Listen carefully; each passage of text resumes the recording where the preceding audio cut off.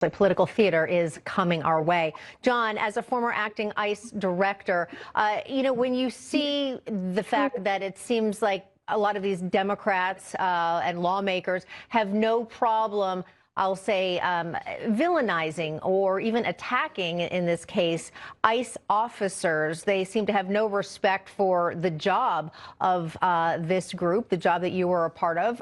Explain that. How did it get to be that way? Yeah, it's pretty shameful to see what they're actually saying out there today, villainizing ICE agents. Their jobs are tough enough already in dealing with criminals, cartel members, gang members, foreign terrorist organizations, and now they have to deal with politicians that are calling them Gestapo, jackbooted thugs, you name it. That really sets the tone for others in the public to follow that suit, to follow their lead. And that's a dangerous precedent to set.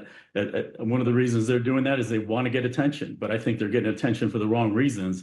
They're actually out there trying to get attention on behalf of the immigrants that are in the detention center there.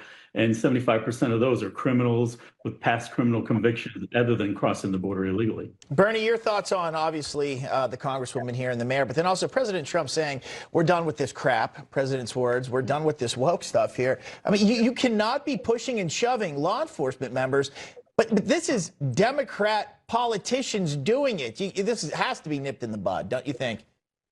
Bob and Katrina, first, thanks for having me. It's always a joy to be with you guys. And the bottom line is being a politician once implied a sense of civility and decorum. On the Democratic side, apparently that's not true anymore. The president is right.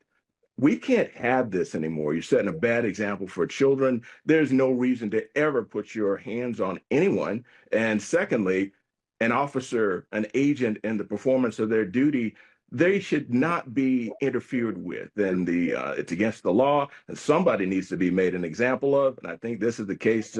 It's right there on black and white television. A very good point there.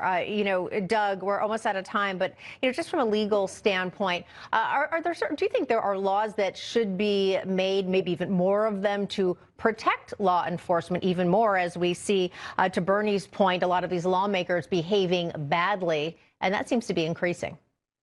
Yeah, no, that's a good point. But at the same time, there's plenty of statutes, assault, battery, et cetera, that can get the job done. All right, we're going to have to leave it there. Thank you so much. Gentlemen, good to see all three of you. We appreciate it. Back with us here in studio, former Trump Advisory Board member Jason Meister. Jason, I guess we'll start. I really would.